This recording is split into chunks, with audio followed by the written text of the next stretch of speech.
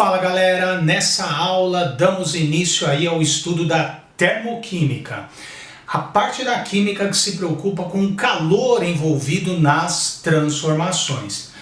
Antes de mais nada, turma, calor é a energia que flui de um corpo para o outro ou que flui entre diferentes partes de um mesmo corpo em razão da diferença de temperatura. O calor sempre vai fluir da região mais quente para a região mais fria. A termoquímica se preocupa com a energia liberada ou absorvida nas transformações. Desde já, devemos saber que existem transformações que absorvem calor, transformações que liberam calor. Nós vamos chamar, turma, as transformações que absorvem calor de transformações endotérmicas e transformações que liberam calor, transformações exotérmicas. Vejamos alguns exemplos do seu dia a dia ou não. Se você considerar, por exemplo, um bloco de gelo, um cubinho de gelo que você tirou lá do freezer, por exemplo. Esse cubinho de gelo, se você ficar segurando na sua mão, existe diferença de temperatura entre o bloco de gelo e a sua mão? Devido a essa diferença de temperatura, haverá o quê? Um fluxo de energia, né, de um corpo para o outro. É isso que nós chamamos de calor. O calor flui do corpo mais quente para o corpo mais frio. Então haverá transferência de energia da sua mão para o bloco de gelo. Nessa situação, então, dizemos que o gelo está absorvendo o calor. À medida que o gelo vai absorvendo o calor, vai aumentando a agitação das moléculas, vai chegar uma hora que a agitação é tamanha que o material começa a derreter. Dizemos que está ocorrendo, então, a fusão do gelo, derretimento do gelo. Ora, turma, você percebe que a fusão do gelo é um processo endotérmico, um processo que ocorreu mediante absorção de energia. O bloco de gelo absorveu energia das redondezas, por exemplo, da minha mão. Então, uma transformação endotérmica. Vamos representar aqui, ó, um bloquinho de gelo, tá? Eu deixo lá sobre uma superfície, né? Pode ser a minha mão, pode ser uma outra superfície qualquer. Devido à diferença de temperatura, haverá um fluxo de energia da região mais quente para a região mais fria. O bloco de gelo absorve essa energia e sofre fusão. Ele vai derreter, ele vai passar para o estado líquido. Eu falo que se trata de uma transformação endotérmica, uma transformação que ocorreu mediante ganho de energia. Agora, turma, e se eu continuar fornecendo energia para essa água líquida? Sei lá, eu pego esse copo com água e ponho lá no fogão e começo a aquecer essa água. A chama do fogão libera energia, essa energia é transmitida para a água líquida. Ao absorver energia, aumenta a agitação das moléculas e essa água líquida passa para a forma de vapor, para a forma de gás, tá? Nesse processo eu falo que houve a vaporização. Vaporização, tá? Mudança de estado físico, do líquido para o vapor. Vaporização. Dependendo da situação, a gente pode chamar também de ebulição ou evaporação. Note que se trata também de uma transformação endotérmica, uma transformação que ocorreu mediante ganho de energia, absorção de energia. Tá bom?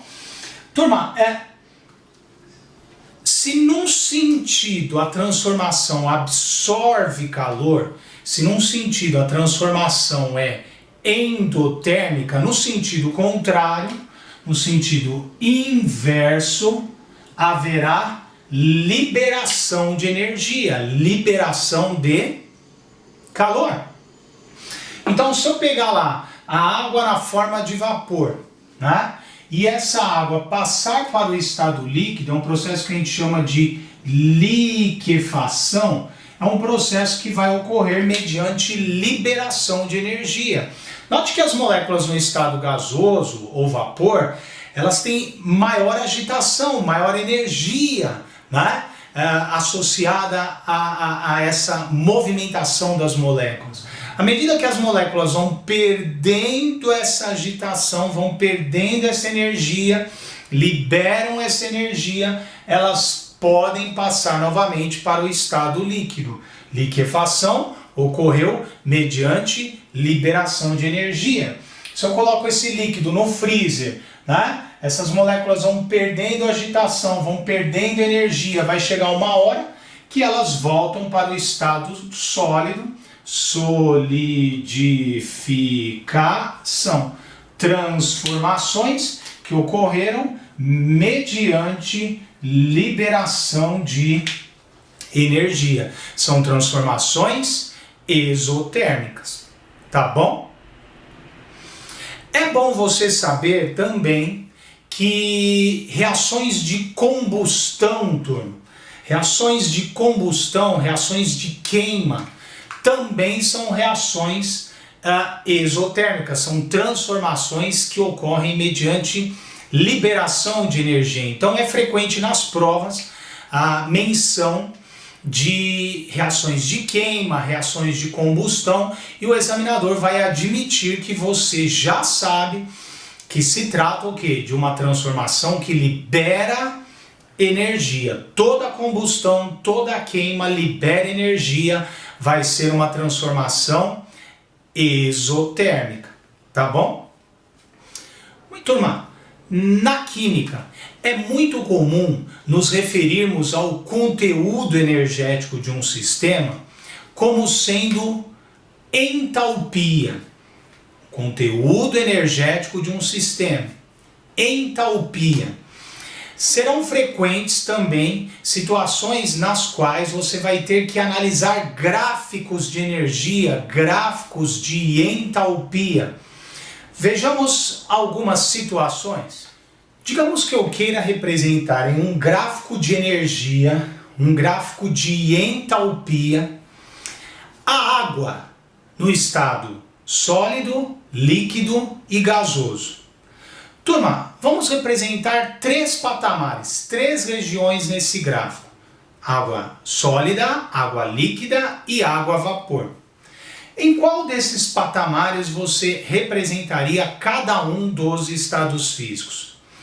Ora, deve-se saber que para uma mesma substância é o estado gasoso ou vapor que apresenta maior entalpia, maior conteúdo energético associado ao sistema.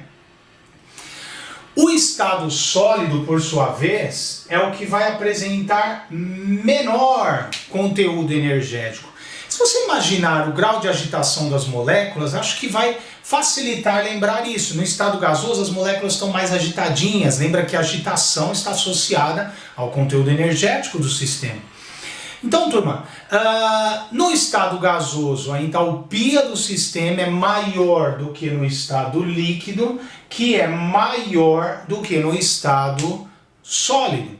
Então, sempre que você for representar num gráfico de energia, um gráfico de entalpia, uma mesma substância em diferentes estados físicos, lembre-se disso. A entalpia do vapor é maior do que a entalpia do líquido, que é maior do que a entalpia do sólido. Aproveitando, turma, que mencionamos aí várias vezes a palavrinha energia, né? As unidades que mais vamos utilizar em nosso curso para energia serão caloria e joule. Inclusive são unidades que você encontra com frequência nas embalagens nos rótulos das embalagens de alimentos, não é? É comum nas embalagens o fabricante informar o conteúdo calórico daquele alimento e normalmente as informações vêm expressas ou em caloria ou em joule. A grosso modo, turma, nós podemos dizer que caloria é a quantidade de energia que eu tenho que fornecer para 1 grama de água para a temperatura aumentar em 1 grau Celsius. A grosso modo, podemos considerar a caloria como sendo essa quantidade de energia. Então, só para você ter uma ideia, imagine 1 grama de água, bem pouquinho, 1 grama de água. Quanto de energia que eu tenho que fornecer para 1 grama de água para que a temperatura aumente em 1 grau Celsius? Essa quantidade de energia que eu forneço, né, nós chamamos de uma caloria, que equivale a 4,18 joules. Então, nesses gráficos de entalpia ou de energia, frequentemente a unidade utilizada ou será a caloria ou será o joule, tá bom? Eu estou representando aqui os reagentes pela letra R e os produtos pela letra P. Turma, num gráfico de entalpia, um gráfico de energia, no mínimo 2 patamares você vai representar. No mínimo 2 patamares, um para os reagentes, outro para os produtos. Numa transformação endotérmica, onde é que eu posicionaria os reagentes? Onde é que eu posicionaria os produtos? Ora, turma, pensa assim, se o sistema está ganhando energia, transformação endotérmica, o sistema está ganhando energia, absorvendo energia. Ora, quando você ganha algo, no final você vai ter mais do que tinha antes, não é? Então, se o sistema está ganhando energia, a energia do sistema vai aumentar. Como é que eu represento esse aumento no gráfico? Ora, eu vou representar uma seta para cima, indicando que houve um ganho de energia, um aumento da energia do sistema. Isso vai acontecer para toda transformação endotérmica. Turma, então se o sistema ganhou energia no final, a energia do sistema é maior do que era no começo. Então eu posso falar que numa transformação endotérmica, a entalpia dos produtos é sempre maior do que a entalpia dos reagentes. É muito comum, turma, representarmos entalpia pela letra H. Então, se eu quiser me referir à entalpia dos produtos, eu vou representar dessa forma. Entalpia, letra H. Se eu quiser me referir à entalpia dos reagentes, eu vou colocar dessa maneira. A entalpia dos produtos é maior do que a entalpia dos reagentes. Digamos que eu queira calcular a variação de entalpia, quanto que variou a entalpia. Ora, turma, variações, normalmente nós representamos por um delta, portanto, se eu quero calcular a variação de entalpia, eu vou representar por delta H, e nós vamos fazer sempre situação final menos situação inicial. Entalpia final menos entalpia inicial. Entalpia dos produtos menos entalpia dos reagentes. Ora, se numa transformação endotérmica a entalpia dos produtos é maior, você concorda que o ΔH dessa transformação obrigatoriamente vai ser positivo? Vejamos agora o que acontece numa transformação exotérmica.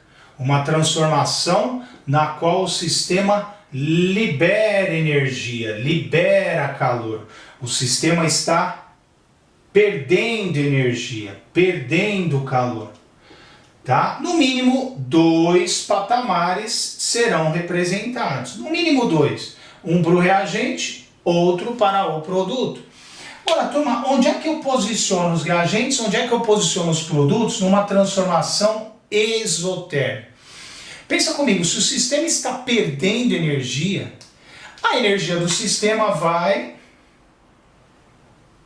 diminuir. Eu represento uma seta para baixo. Se o sistema perde energia, então no final tem menos energia do que tinha no começo. Lembra que no final de uma reação é o produto, não é? Então no final, ou seja, os produtos terão menos energia do que os reagentes. O sistema perdeu energia. A entalpia dos produtos vai ser menor do que a entalpia dos reagentes. Percebe então que quando eu for calcular o ΔH, entalpia final menos inicial, ora, o ΔH vai dar negativo sempre que a reação for exotérmica.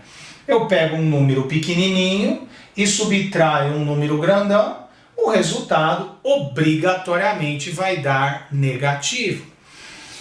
Isso vai acontecer para qualquer transformação exotérmica. Então, turma, a partir de agora, sempre que uma questão fornecer para você o ΔH da reação, pelo sinal do ΔH você já sabe se a reação é endotérmica, ΔH positivo, ou exotérmica, ΔH negativo.